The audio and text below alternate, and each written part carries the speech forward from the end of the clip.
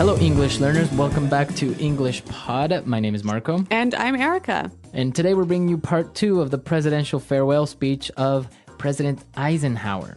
That's right. So we saw in a previous lesson the beginning of this speech. Now we're going to look towards the end of the speech. Now we must tell you as well that we did change the speech a little bit, right? We changed it a little bit to make it a little bit more comprehensible. And also, we did shorten it. The speech isn't this short. We did take out a lot of stuff. All right. So again, Marco, why are we looking at this speech? What are we learning from it? Well, in this last part of the presidential farewell speech, there are a lot of great words that are more difficult and very poetic, so you can use them in different formal circumstances or just to sound a little bit more well-spoken. Yeah. And we also, again, are going to look at some really quite difficult and challenging structures that we hope you can use maybe when you're giving a formal talk or even in your writing if you want to sound quite professional. Okay, very good. So why don't we listen to the dialogue for the first time? Let's listen how President Eisenhower says goodbye, and then we'll come back and look at the words.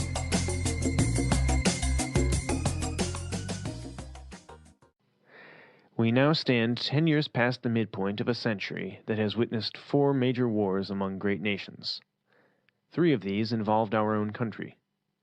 Despite the carnage of these conflicts, America is today the strongest, the most influential, and the most productive nation in the world.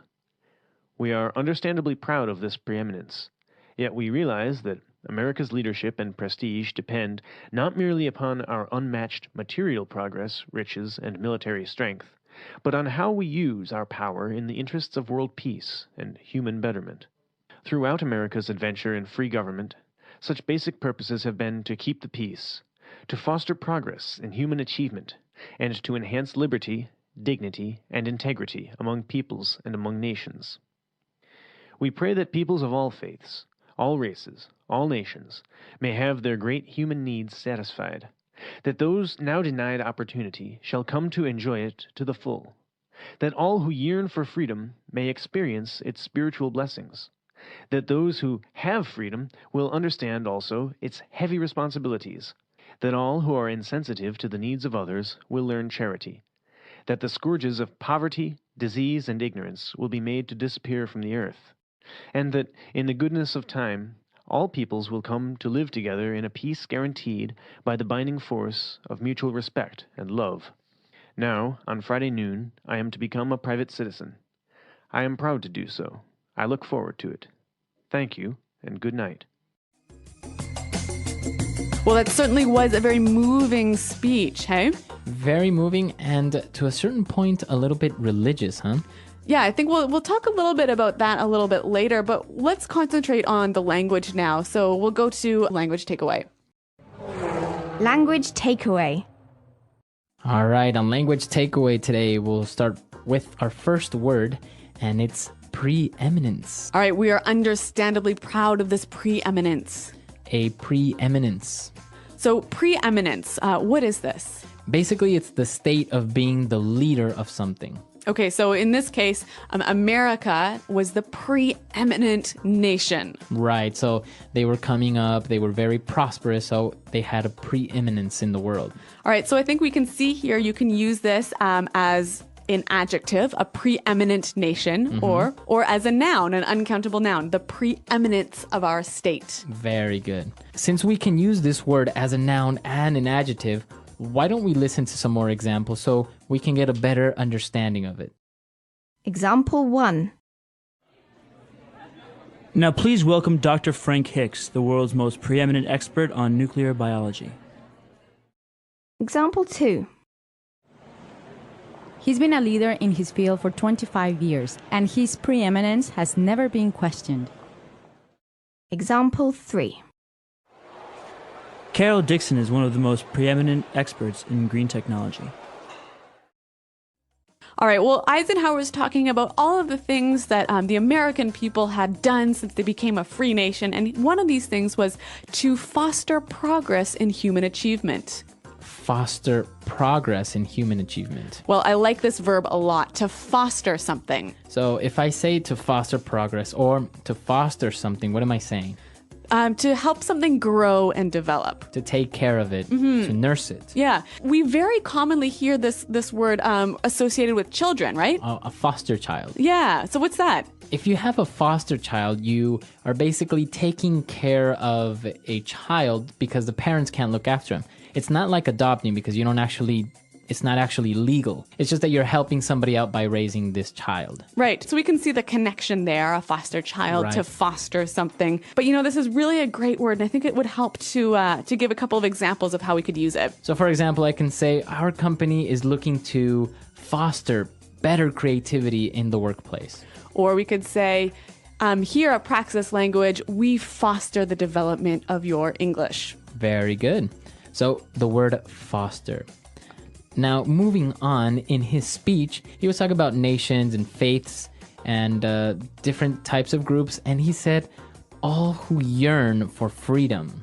All right, this is a great phrase. All who yearn for freedom. To yearn. So to yearn for something. Now, if I yearn for freedom or I yearn for something, it's basically that I really want it in my heart. Yeah, you really wish for it in a way that's almost painful. You want it so badly. Now, you wouldn't say like, I'm yearning for ice cream, would you? No, unless you were locked up in prison and hadn't had ice cream for 55 years. Exactly. So it's usually related to something that's very difficult to get or something like freedom or yearning for. That's really important. Exactly. Something very important. And now for our last word, President Eisenhower was talking about charity. He was talking about freedom, and he mentioned the scourges of poverty. Okay, so scourges. The scourges of poverty. Scourges is a really difficult but interesting word. So why don't we hear a few more examples to help us understand it?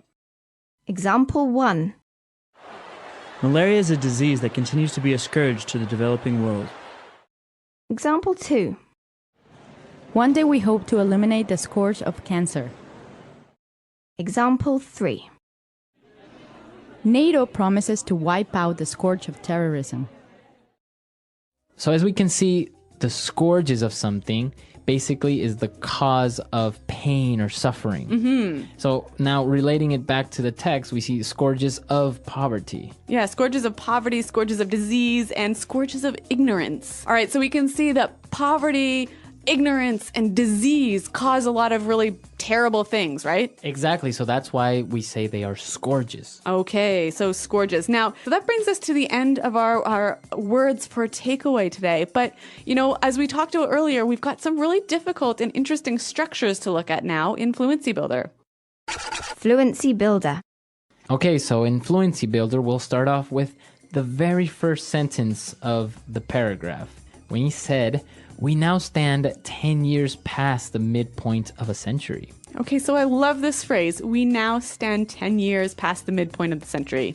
Now, it's interesting because he is making reference to the future in the present. Mm-hmm. And he's using a great phrase to do that. We now stand. Mm-hmm. Now, we can change it a little bit and use the first part, we now stand, in different circumstances. So why don't we listen to a couple of examples? Example 1. We now stand before you to declare our love and be united in marriage. Example 2. I stand before this court and declare my innocence. Example 3. Together, we now stand before this great challenge and we will fight arm in arm to defeat poverty. All right, so you can see that this is a wonderful phrase to use maybe in a formal speech, right? Right, or a wedding again, or a formal ceremony. Yeah. So, and it gives you this idea, this sort of very poetic image of people sort of almost standing at the cliff, standing before some big change that's about to take place. Exactly. So 10 years past the midpoint of a century, the United States has witnessed 4 major wars, right? Okay. And, well, he said, despite the carnage of these conflicts, America is today the strongest, the most influential, and most productive nation in the world. Okay, so a great structure here. Despite the carnage of these conflicts, America today is the strongest, blah, blah, blah, blah, blah. Right.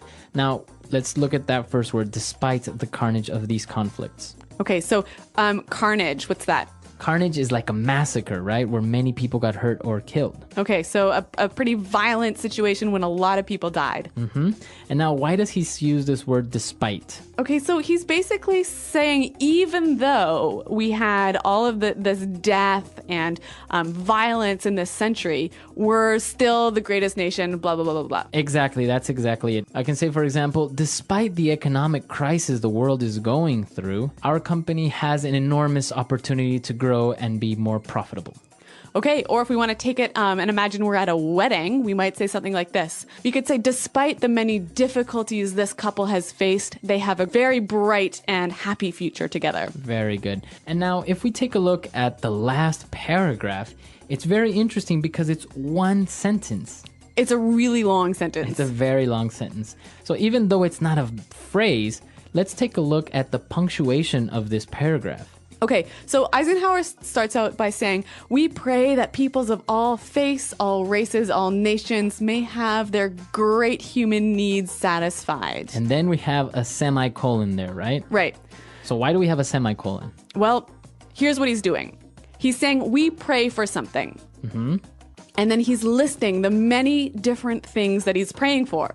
Okay, so it's basically a list. Yep. Okay, so we know that when you're writing a list, we commonly use commas between all the things that are in this list. But here, because they are long and complex ideas, a comma is not enough. Right. You need a semicolon. Okay, so we can see here from the text that the semicolon is a great way to separate ideas, big ideas, complex ideas in a list. Exactly. So you can use it and not necessarily have to end your sentence or that each idea become one sentence. You can all just make it in one big sentence. Yep. You know, and actually I remember back to high school, Marco, my teacher told me, hey, if you throw in a few semicolons into your writing and do it properly, you'll really impress people. All right. So this is good advice that you can take and throw in a couple of semicolons, a little bit of commas here and there, and it'll look like you really know how to write. Yep. Okay. So with that in mind, why don't we listen to what Eisenhower wrote one last time?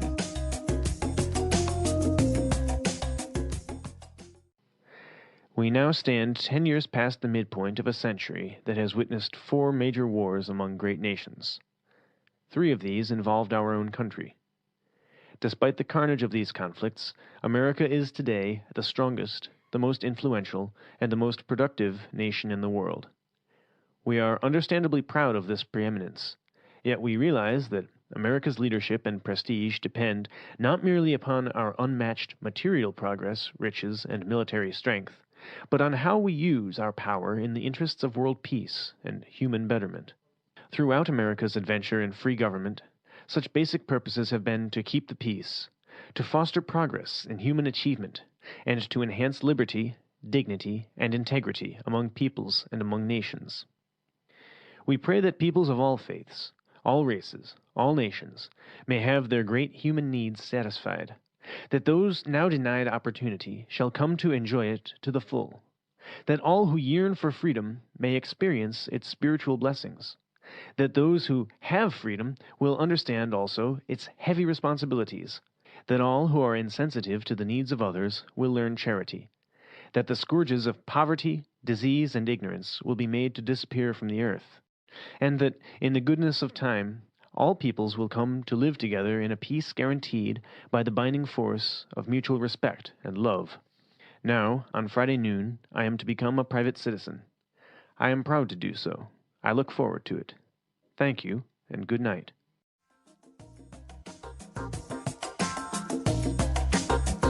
All right, we're back, and we're here again with Pete, our voice actor for the second part of the dialogue.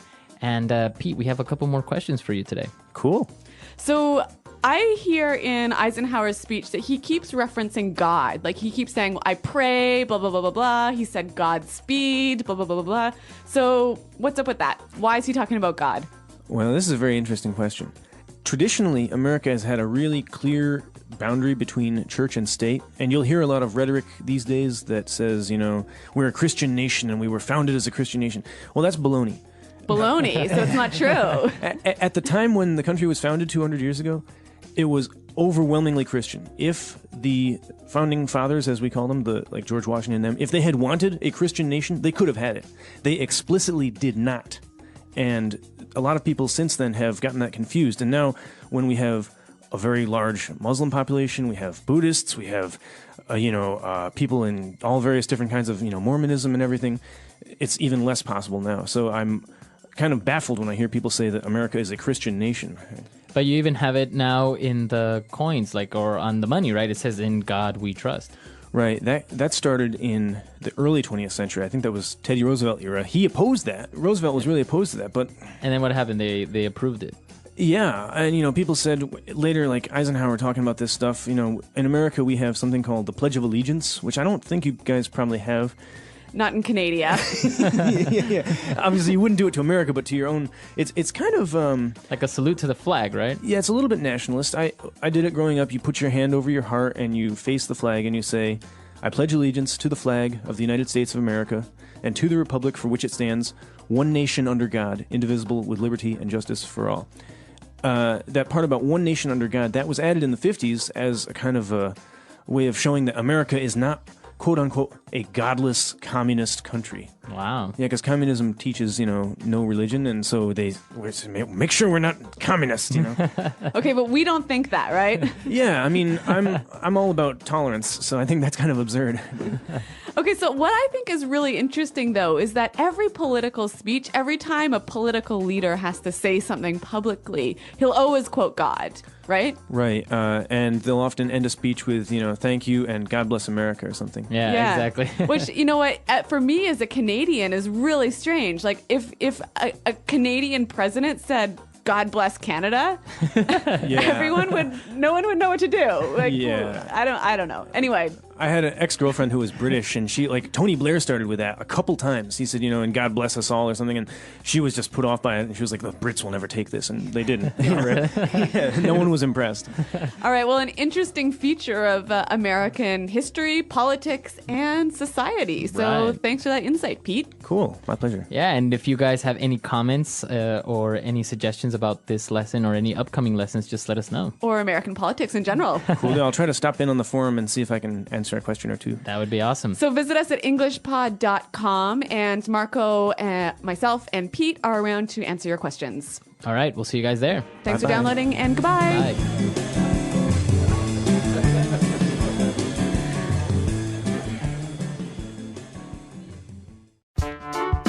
The English Pod Audio Review. Listen to the meaning, then say the vocabulary word. To help something grow or develop. Foster. Badly affected by disease, pain, grief, etc. Stricken. To feel a strong desire or wish for something. Yearn. In U.S. politics, a member or supporter of the Democratic Party, the more liberal of the two main political parties in the U.S. Democrat. More important, skillful, or successful than other. Preeminence. Belonging to the Republican Party, the more conservative of the two main political parties in the U.S.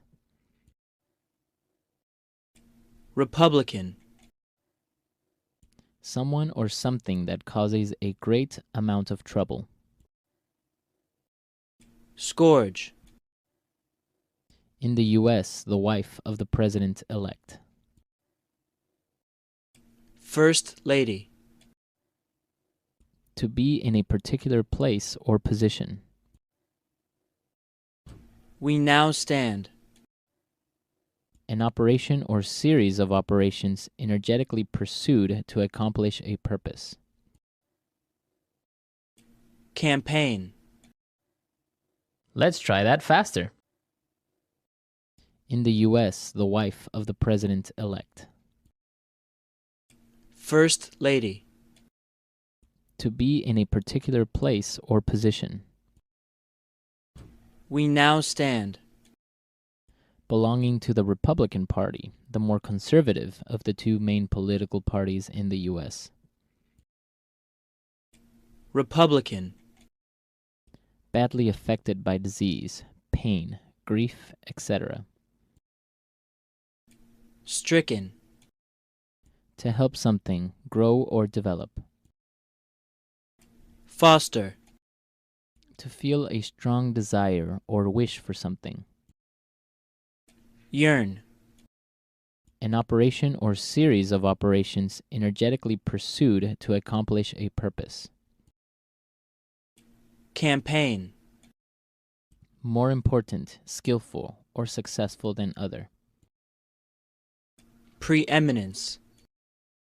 Someone or something that causes a great amount of trouble. Scourge.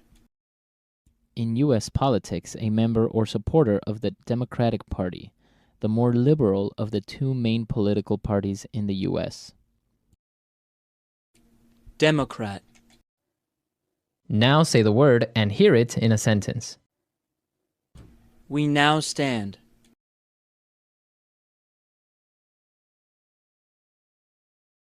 We now stand before you to declare our love and be united in marriage. We now stand. I stand before this court and declare my innocence. We now stand.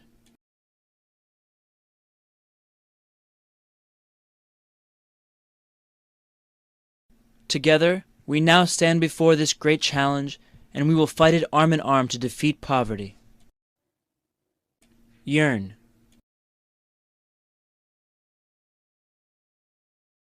We must fight for those who yearn for their freedoms.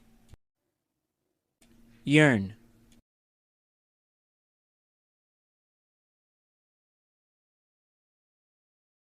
In the pasts of all great men, you will find a yearning to learn and to succeed. Yearn.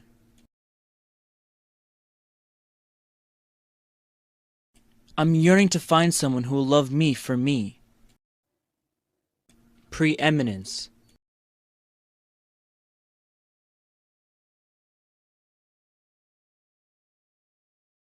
Now, please welcome Dr. Frank Hicks, the world's most preeminent expert on nuclear biology. Preeminence.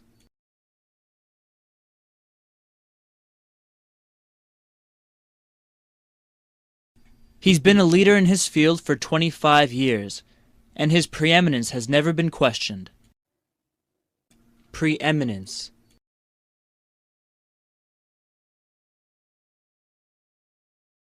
Carol Dixon is one of the most preeminent experts in green technology. Foster.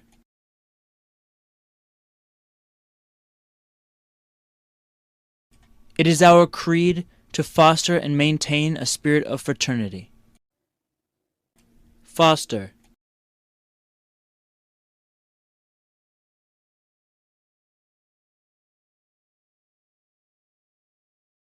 To restore our country to the glory of its past, we must foster an attitude of determination in social service.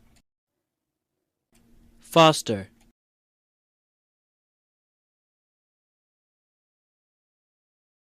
Unsanitary conditions help foster the spread of disease. Scourge.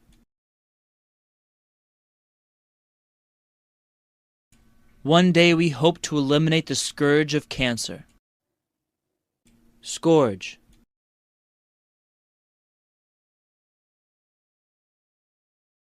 Malaria is a disease that continues to be a scourge to the developing world. Scourge.